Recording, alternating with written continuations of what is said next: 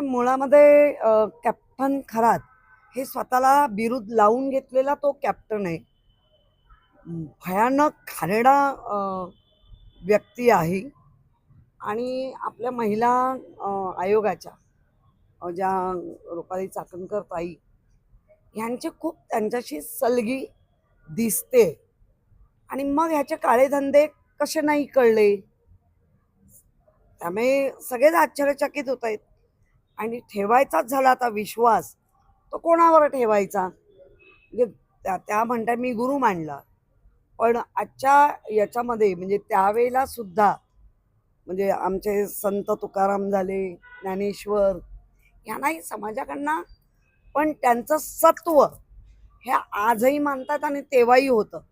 काही समाजकंटकांनी दिलाही त्रास, पण सत्व आणि त्यांचे विचार हे आजही आहेत. अनादी कालापासूनचे जे मंत्र आहेत ते मंत्र म्हणून तो नराधाम महिलांना घाणेरडी वागणूक देत होता. तर खरं म्हणजे ते व्हिडिओ म्हणजे पाहिलेच नाही पाहिजे, इतके घाणेरडे आहेत.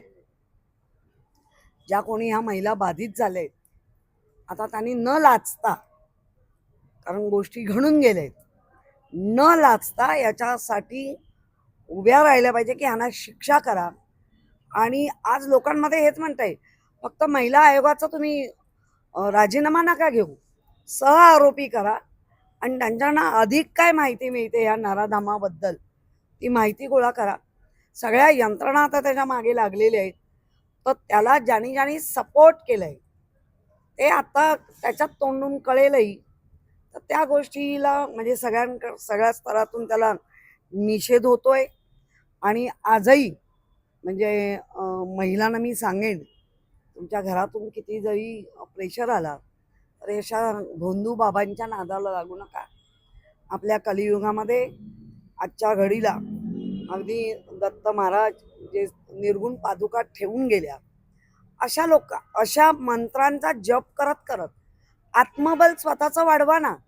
कशाला हवेत हे लिंबू कांदेवाले खोटे गुरु? आपल्याला आपले गुरु आई वडील, आपले गुरु जे आपण आता कलियुगात ज्यांनी जन्म घेतला आपल्यासाठी, कलियुगात त्यांची मत आहे, त्यांना मनोमन माना आणि मंत्रावर करणं.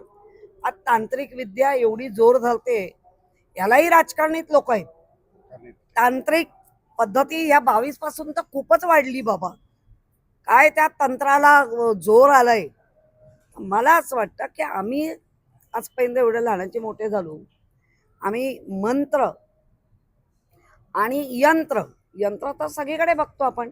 आज जर कोल्हापूर मातेच्या मंदिरात गेला तर श्रीयंत्र अनादी कालापासूनचं ते यंत्र आहे. आणि हे तांत्रिक बाब जे काय जादू टोणे, अमावस्या पौर्णिमा, हे जे काय चाललंय ना ह्या महाराष्ट्रात, हे 22 पासून जास्त दिसायला लागलं. आणि ह्याचा खरा निषेध आहे. नाही असेलही, कारण आता ते सगळे हे दिसतंय. आणि तांत्रिक विद्या कशी चालते हे तेव्हापासूनच कळले. आधी कुठे माहिती होतं कोणाला एवढी? अमावस्या पौर्णिमेचं महत्त्व एवढंच होतं की अमावस्याला फार काळोख असतो आणि पौर्णिमेला पूर्ण चंद्र आपल्याला दिसतो, हेच. आणि त्याच्यामध्ये असलेले विज्ञानाचे बदल, ह्याच्या पलीकडे कोणाला माहिती नव्हतं. हे आत्ता कळायला लागलं की अमावस्याला काय रेडे कापा आणि हे कापा आणि ते कापा. त्या रेडे कापण्यातूनच पुढे आता मिशन टायगर सुरू केल्याचं सांगितलं जाते. खासदारांची नाराजी आहे. तुम्ही शिवसेनेच्या मी त्याच्यावर नाही बोलणार. या असे नराधाम जे बुवाबाजी करतायत यांच्यावर मुख्यमंत्र्यांनी कडक कारवाया केल्या पाहिजे आणि बुवाबाजी आता थांबली पाहिजे. आता हे येणारे काही दिवसच आपल्याला सांगतील, कारण काही प्रकरणं कशी दडपली गेली. आणि ह्याच्याकडे तर काडतुसं मिळाली, ह्याच्याकडे बंदुका मिळाल्या, ह्याच्याकडे सगळंच मिळालं. याचा अर्थ तो बंदूक चालवायला शिकला होता, सगळं आहे. उद्या काय माहिती नाही. सगळं क्लिअर चित्र झालेलं आहे.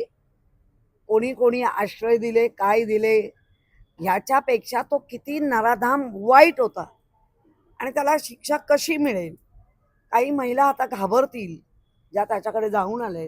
धाडसाने त्यांनी दिलं पाहिजे, कारण त्यांनी तुम्हाला फसवून केलंय. असा एक नराधाम जेव्हा फाशीला पोचेल तेव्हा बाकीच्या नराधाम काय असतील पण त्यांना वचक बस. संस्थेला दिला, मी पण माहिती घेतली. पूर्ण गावाच्या गावं तिथे पाण्याने तडफडत होते आणि उद्धवजींनी तर बऱ्याच ठिकाणी पाण्याचं देण्याचं केलं. अगदी संभाजीनगर इथे पण बघा ना. पण त्याला दिलं हे म्हणणं चुकीचं होईल. असा कोण लागून गेला होता की अख्ख्या धरणाचं, आणि असं किती त्याला पाणी लागणार होतं. ते पाणी त्या तिथल्या गावाला, त्या तिथल्या असलेल्या बाकीच्या लोकांसाठी होतं. आणि पाणी देणं तर आपला मूलभूत अधिकार पण आहे आणि दिलंच पाहिजे.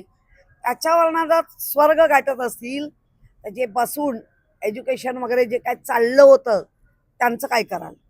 कशाला स्वतःच जर आरोपी आहेत आणि आरोपीने आरोपीला मदत करावी. काय चाललंय, काय कायदा कुठे चाललंय मग? का करावं? त्याला सह आरोपी करा, माहिती घ्या, नार्को टेस्ट करा आणि माहिती काढा बाहेर.